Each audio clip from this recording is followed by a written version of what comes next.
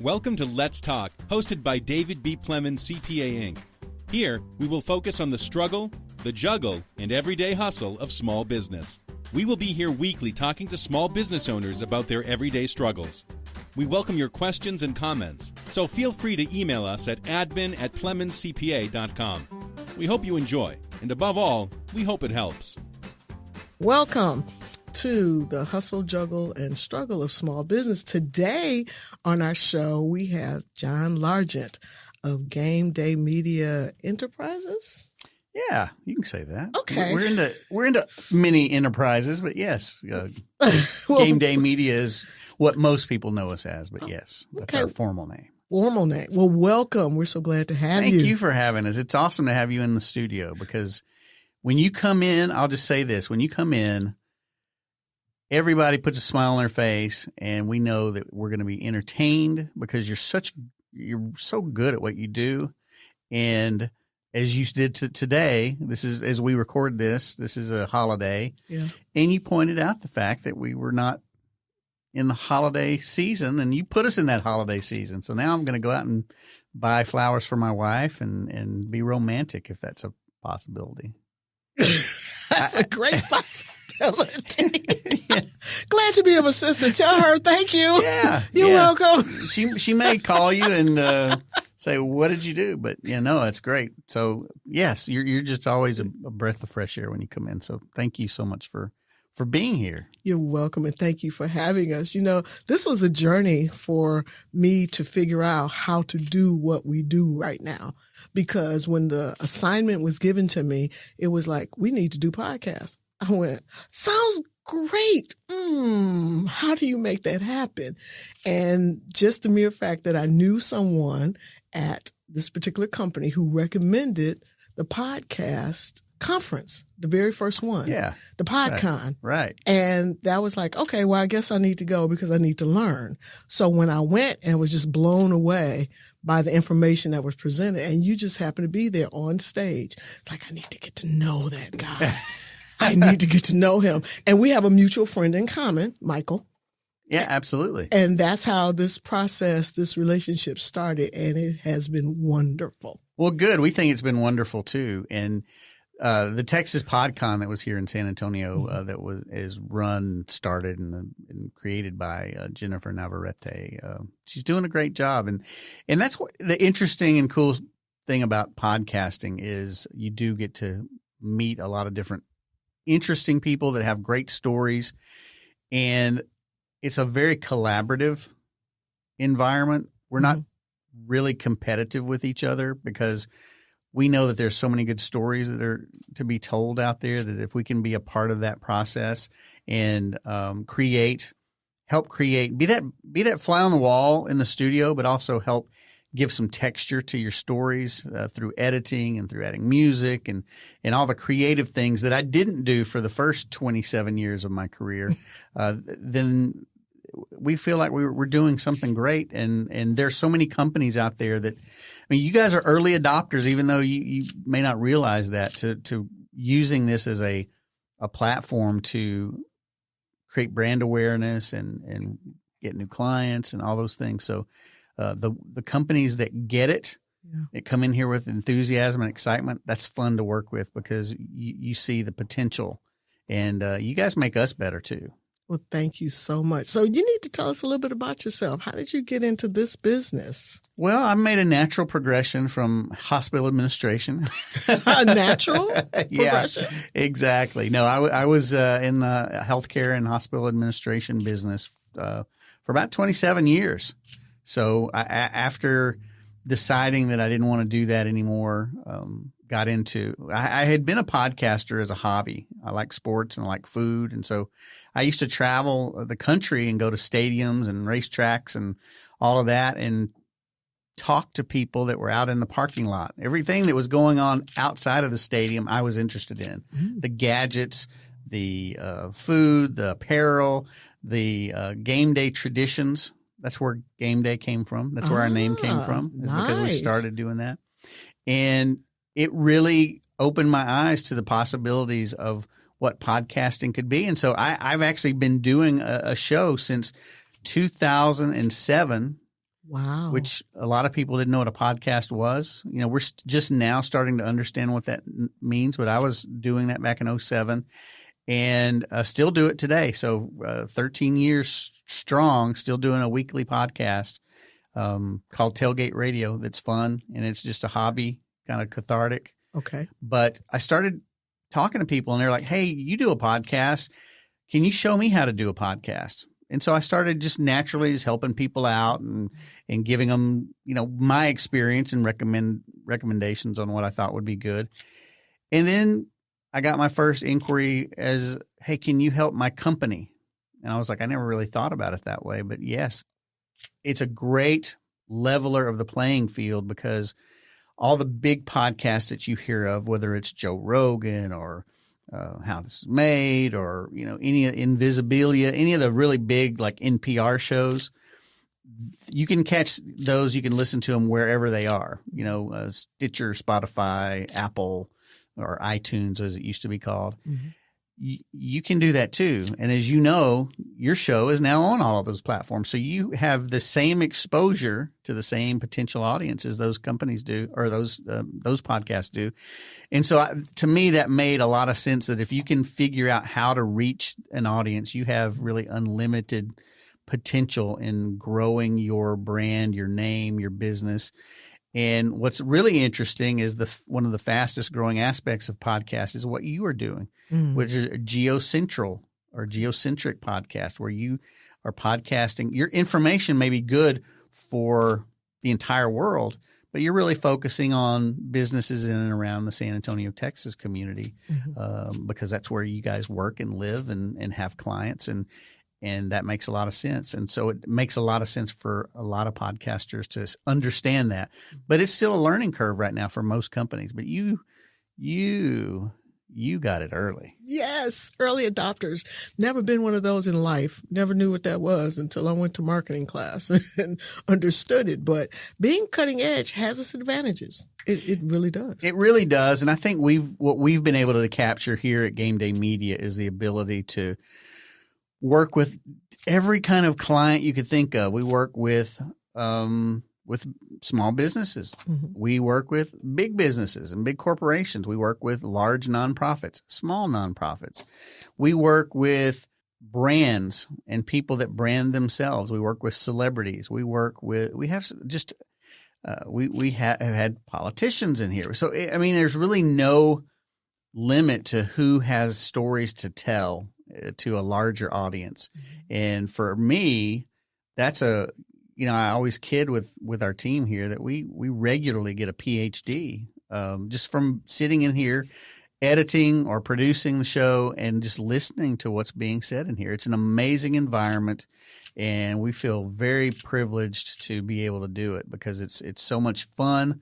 You know, I never knew work could be fun, and it is. No doubt.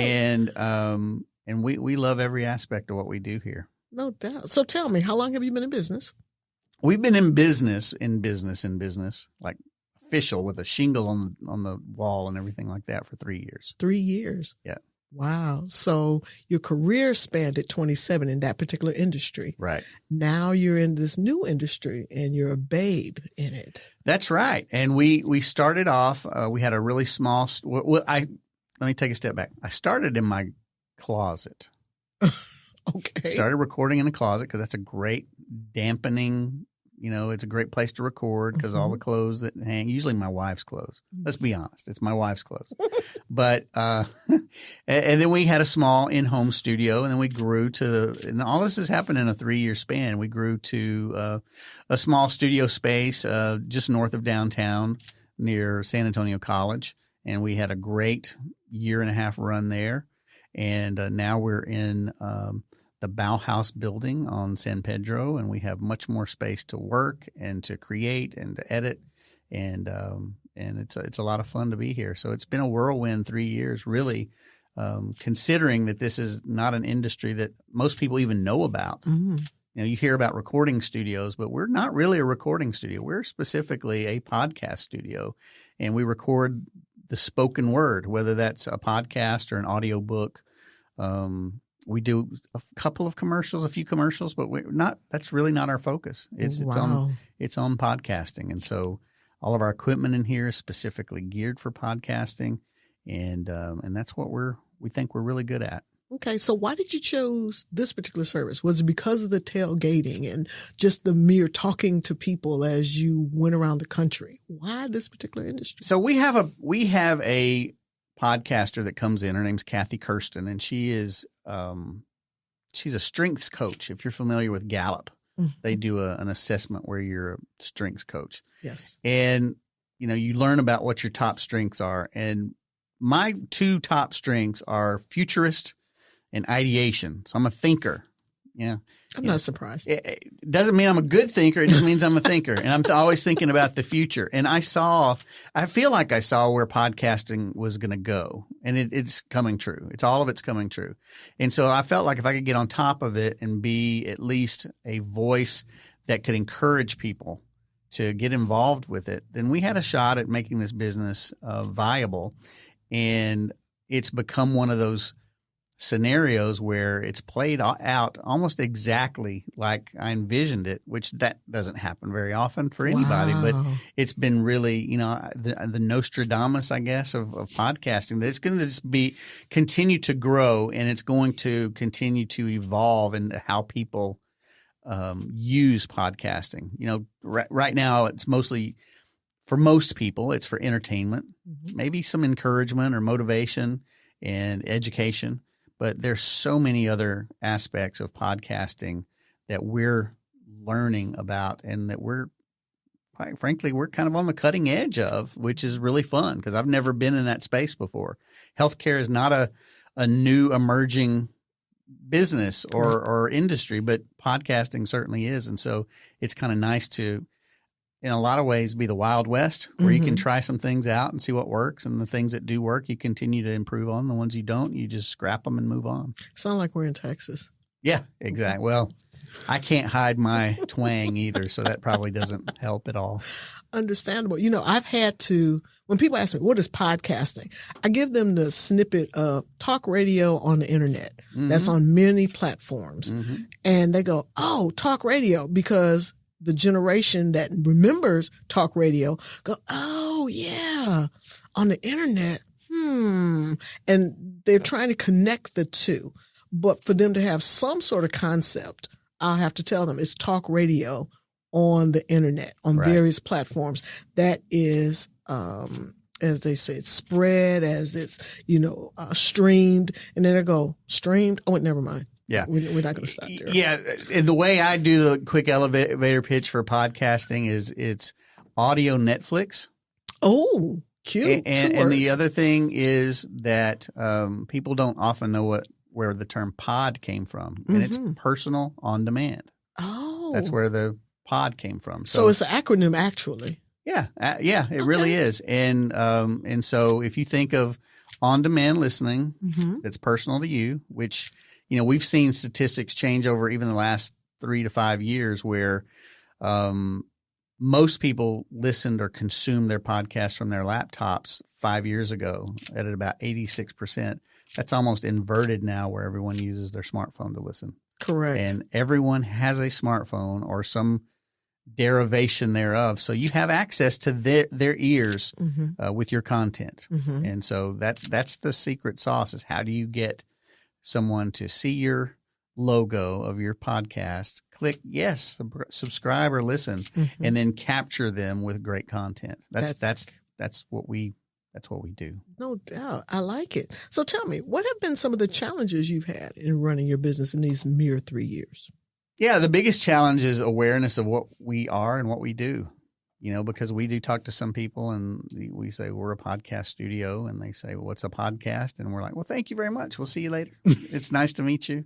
Because we really don't have the luxury at this point of educating people on a one-to-one basis, because the companies that get it, we want to start working with those folks. And it's not to say we don't help or we don't teach or coach what that means. We do seminars all over town where we teach podcasting 101, that this is what a podcast is. This is how it's transmitted. This is how it works. So we do that, but we do that in strategic places, public libraries. We get asked to speak at different co-working spaces and things like that. We're always happy to do that. Mm-hmm. But when we're talking with clients, we want them to understand that here is how powerful a tool you've got. And if you get it, you understand it, you can have this too. Mm-hmm. And you don't have to be a great speaker. You don't have to be a good speaker. Mm-hmm. You just have to have great stories to tell and great content. If you have great stories, if you can become a great storyteller, or you're already a good storyteller, or you have an interesting story to tell, even if you may not can tell it as well as you would like, people will listen because they're interested in that kind of thing. Excellent. I like that. So why do you persist? Why do you keep going? Because like that example you use of trying to educate, you don't want to educate just the one. You want to try and educate the masses. But why do you persist? There is no plan B. I'm on the back nine, as they say, of my career. Mm-hmm. And I saw an opportunity, and I didn't want to give myself an out, because I have a lot of outs if I want to. I can go back into healthcare. I can go back into teaching. I can go back into other things that I've done in the past. But this is really, I don't think I've ever said this, but it's kind of a legacy thing. I really want to build something that is going to outlast me. Okay. And is going to continue to evolve and innovate as a company.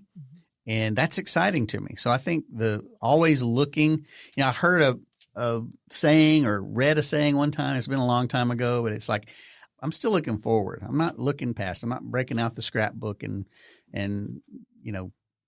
accounting of the accolades that happened in the past.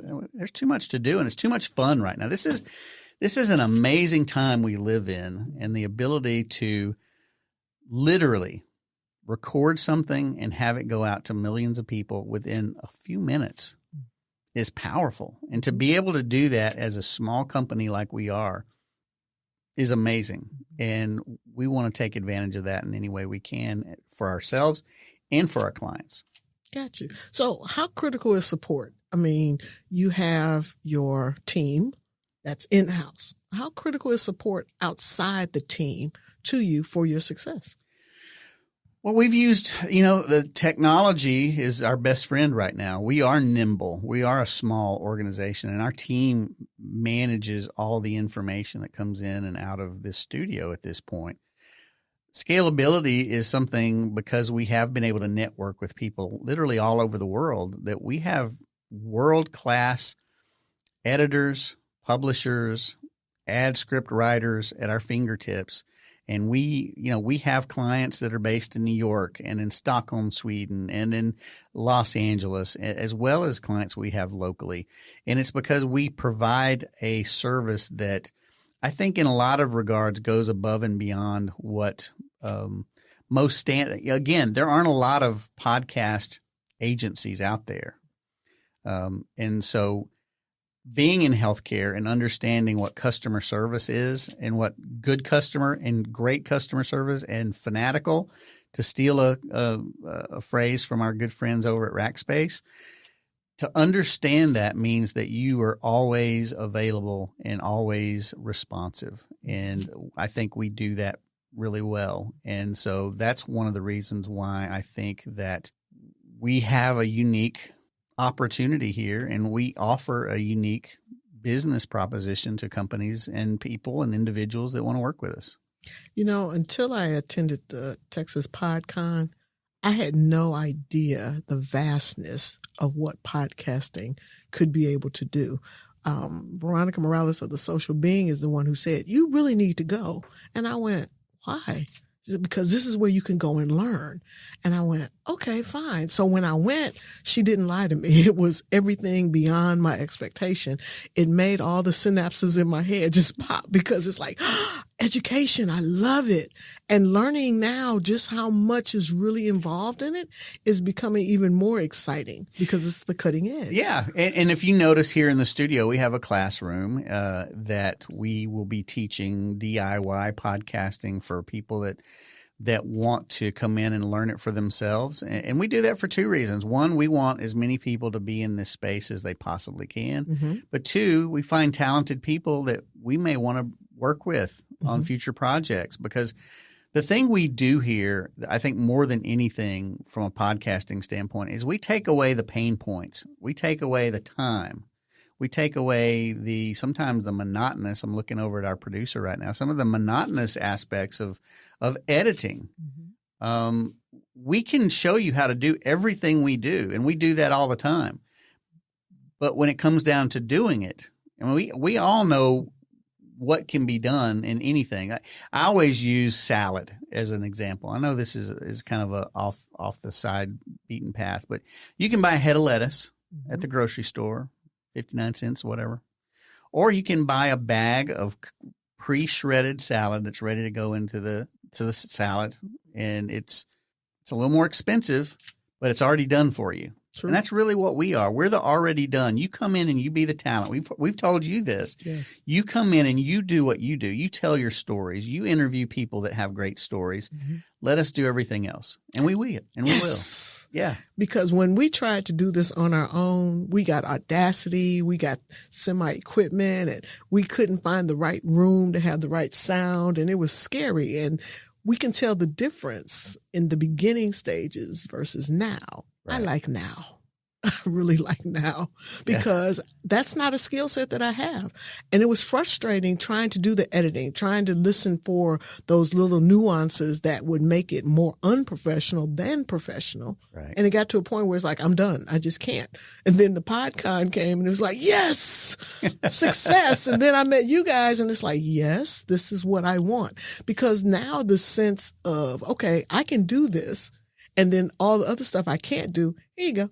That's right. Yeah, it's your level of expertise. Handle it. That's right. And the one thing I would say that is underestimated when it comes to doing a podcast, because I'm looking across the table from you and I see you have copious amounts of notes. You are very well organized. You put in the work. It is work to do a podcast. Yes. And those of you that listen or think that it's okay, I'm just going to put my mouth to the microphone and people are going to listen. That's not how it works. And the other thing is it works to attract an audience. I mean, we've had a lot of people that we've worked with over the years that they'll record 2 or 3 podcasts. They don't have 1 million listeners and they give up. They're like, oh, whatever. And that's just not reality. It's not realistic. No. But if you're willing to put in the work like you do, I mean, first of all, your personality is so infectious that who wouldn't want to come in and talk to you, first of all. Well, thank you. But the other side of it is you make it so comfortable in here to talk, but that even shows how much more professional you are that you don't make it look like work. When I see what you have across the table from you, that you've put in a ton of work. Mm-hmm. So we understand that. And because there's so much work and prep and just being the talent, that we don't want to add the extra work that goes into editing and pre-production and mastery and then distribution and then marketing of the pod. I mean, there are a lot of things to consider. Podcasting is a lot of work. That it is. And we try to take away all of the pain points so that you come in and do what you do best and let us do what we do best. And it's a wonderful relationship. I love it. I'm not changing anything. Okay. I'm okay with this because of the fact that I knew what my skill set was. I know what my limitations are. And it was scary to know that this was an assignment, a project that the company wanted that couldn't be fulfilled. And that was frustrating to me. So it's like, okay, how can I resolve this problem? This is a problem and it needs a solution. What's the best solution? We tried it on our own and realized it's not working as well as we needed. So we needed to find that professional.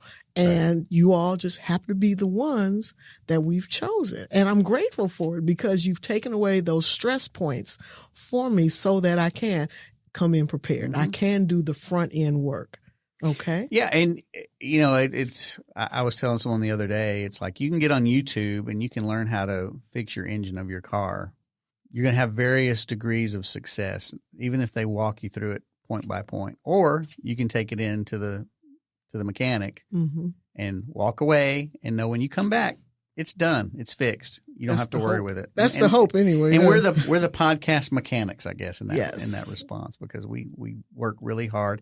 And I would ask you a question. Have you found the experience as a podcaster? And I know you were doing it before you worked with us, but do you find that it allows you to be more creative or focus more on the important aspect, which is the message, not having to worry about the back end stuff? Yes, it does, because it allows me to find those guests that are engaging and know that if I capture them, get them in the studio and be able to talk to them, ask questions, get the content gathered, I'll hand it off to the producer, to the team, knowing that I'm going to have a final product that I'll be proud of, that will be produced and put out on the network, the internet, and actually be viable. It won't be like, what is that? What is that?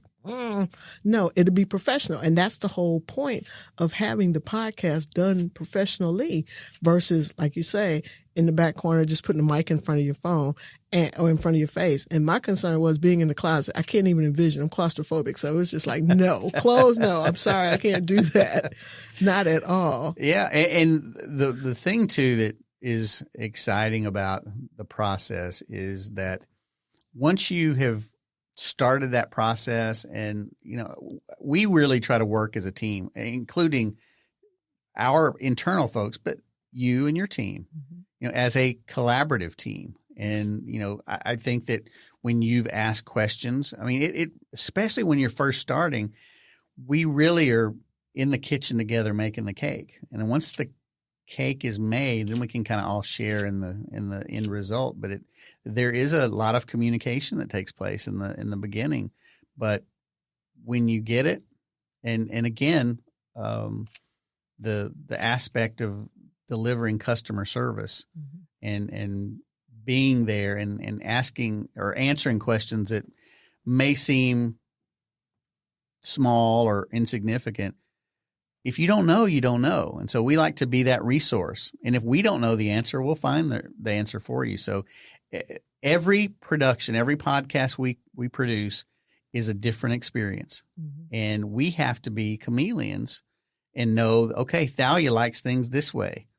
She wants the podcast studio decorated when it's a holiday. So next time, guess what? We're going to have the place decorated on a holiday. Ooh, okay. Whereas someone else may not even notice that. I'm raising my hand. Okay. So that's the fun part of this is we build. I don't want to sound hokey, but not only do we build professional relationships, but we really build friendships, and we build networking opportunities to share what you do with other people that come in. I know I've already told several people about you and want to connect you with them and what their businesses do and how they can be a part of the educational offerings that you have. Because I know it's not just here, but you guys do events at your business that are beneficial to the small business people and entrepreneurs. So there are a lot of those people out there, which again is an exciting aspect of what we do, is we get to spend a lot of time talking to those people too and really pick their brain on some ideas that we may not be thinking of. Wow, that's good. Tell me something. Tell me about a failure that you may have learned from being in this particular space. Where to begin with the failures? Pick one, just any one. I think the biggest failure is my failure to understand the timelines of building a number of clients. I left the corporate world and kind of put a date on a calendar and said, this is what I'm going to do. And there's no plan B. And I assumed that I would have a client ready to go, and it didn't happen.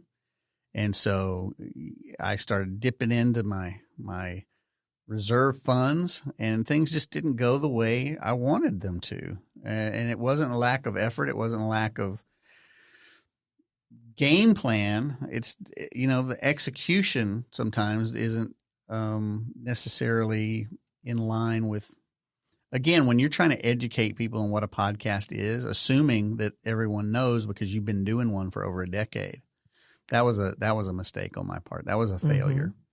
And, but I would say it was worth it because it made me be more creative on how I explained what we do. And now that we're in year 3, and things are going really well. And we've worked with clients on 4 continents and in every different industry, from business to healthcare to health and fitness to education to financial services to sports and entertainment. It really has created. We have to think quickly on our feet to connect somehow with that potential client to understand you've got a story to tell. I'll give you an example real quick.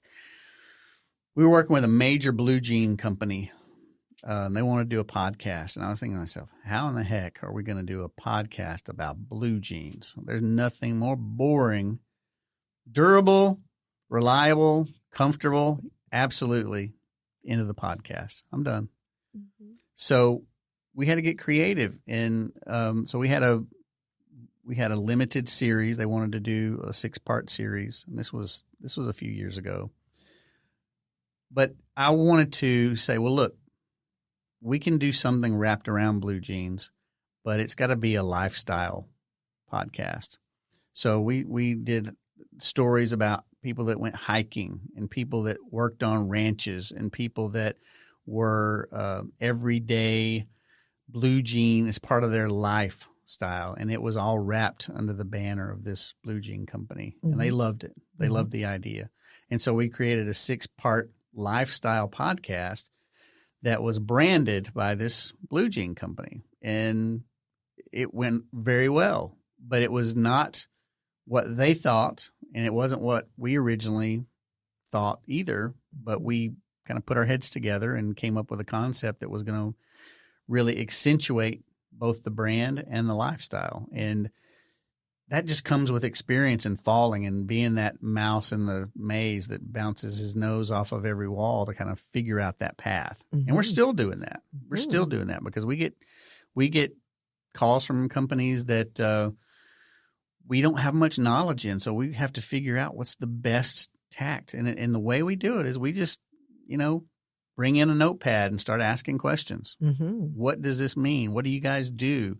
What messaging are you trying to get across to is this a branding play? Or are you trying to educate? Or is this are you trying to sell services? What is it you're trying to do? And once we craft that narrative into a storyboard that we can understand, then we can go back to them and say, we think these are the best ways you do it. So we consult quite a bit with companies now that are interested in getting in space, but they may not know what their exact entry point is. Mm. And so I think you came in with a very clear idea of what you wanted to do, and we're just here to facilitate and support you. But some people, some companies, some entities that we work with don't even know how to do the first thing about creating that space because they're not creative people. Mm-hmm. And it's not a knock. It's just the reality of it all. Some people write manuals for lawnmowers. True. Technical writers. Right. Exactly. I could never do that, but they do it and they do it really well. I'm sure. So talk about what success looks like to you. I heard a little bit of it when you discussed that Blue Jean Company and its ability, you two, to get together and collaborate and come up with something totally different than what you initially thought of. But what does success really look like for you? I think success for us is a work in progress. Mm-hmm. I think we have certain plateaus, financial plateaus, client plateaus that we want to work with. We have an idea of clients and companies that we'd like to work with. But I think success for us is getting up every day. I mean, this is going to sound cliche, but it's not. Getting up every day, enjoying what we do, having the flexibility. If we need to go talk to a client at their location or if we need to fly across the country to go, we can do it.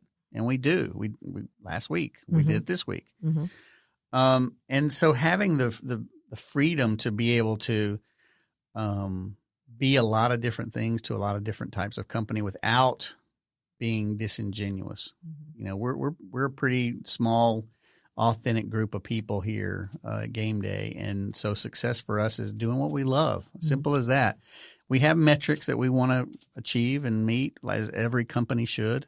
Mm-hmm. But for us in the macro picture, it's just coming in and living life on our terms and working with great companies every day and getting to be a fly on the wall, as I said earlier, and listen to some really amazing stories. It's almost like being YouTube in the real, in the natural right here, because it's an education for you, free education in a sense, because everyone that sits down in the chair has, as you say, a story to tell, but you also are learning from them. I admire your producer over here because he sits here and just listens and he's go like, oh my gosh, really? I can see his face out the corner of my eye. Yeah. Yeah, I've known that guy for a long time. He's a pretty good guy. I think so too. But yeah, I mean, I'll give you a crazy example. In a week, in a random week, we had the mayor of our city, David Robinson, and his son, Lorenzo Gomez III, Bill Schley, who's a New York Times best-selling author, and Graham Weston. Wow.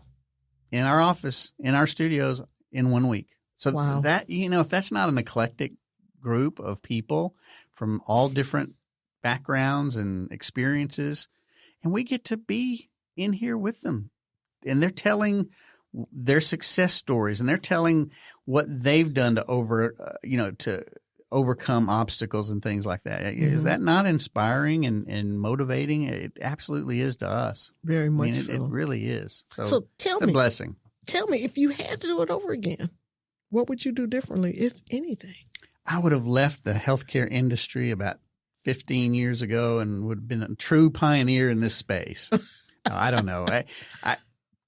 I'm really happy with what we're doing and how many companies and people we're working with and helping spread their message. And I think at this point in my career, in my life, I don't think I would do anything differently. Nothing at all. I'm not content. I'm never going to be content, but I'm actually enthusiastic about what we're doing and see new opportunities every day. Well, that's that futuristic portion of you, isn't it? That's right. There's always more. There's always something else. Yeah. Yes, there's always more. Any advice for our audience? Put your mouth in front of a microphone and start telling your story. Mm. I think that people underestimate, doesn't matter what their background is, doesn't matter what their definition of success is. Everyone has an opportunity to educate others, inspire others, leave nuggets of wisdom. And it can be from terrible experiences, but as well as achievements. I think, they say iron sharpens iron. And I think when you hear people really, and they may be in the midst of their challenges, not people that have overcome, but they're right in the thick of it right now. Man, that's a great place to learn. Mm-hmm. And if you can find people that are inspired and maybe sometimes not inspired, but they're like forced into the position where they can share their information, that is a gift that will give for a long time, because as you know, podcasts don't just fade away like radio. Mm-mm. They're there in perpetuity, and you're building a library of content. Mm-hmm. And someone's going to listen to something you said, Thalia, 5 years from now that you said today, maybe not with me, but with your real guest earlier. And they're going to take something away from that that's going to inspire them to do great things. And I think if more people realized that their words and their messaging is so powerful, even if they themselves don't believe that it's significant, you can make a big difference in how other people are inspired. Mm. Well, John Largent of Game Day Media, we want to thank you for being on our show today. This is truly the hustle, juggle, and struggle of small business, and we appreciate you, John. Thank you so much. This has been an absolute blast to sit across the table from you and talk. This is an update for our Street Smart Entrepreneur Workshop. Street Smarts is for entrepreneurs, startups, and new ideas. If you are thinking about and are ready to start a new company, this is for you. Are you already in business and looking to raise capital? You will learn in this phenomenal webinar, protecting your ownership, choosing the right entity, pro forma, NDAs, and what investors are looking for. Join Master Business Developer Rudy De La Garza as he shares his expertise and experience in taking ideas and turning them into profitable businesses and corporations. Join us on May 4th, Wednesday, May 6th and Friday, May 8th for an intense interactive webinar learning session that can catapult your business to the next level. We will no longer be at the Launch SA location at 600 Soledad. We will now be offering a webinar. Please register on Eventbrite today. For more information about any of our guests, or if you have questions and comments, please email us at admin@PlemonsCPA.com. And don't forget to check out our website, PlemonsCPA.com, for upcoming events and workshops in San Antonio.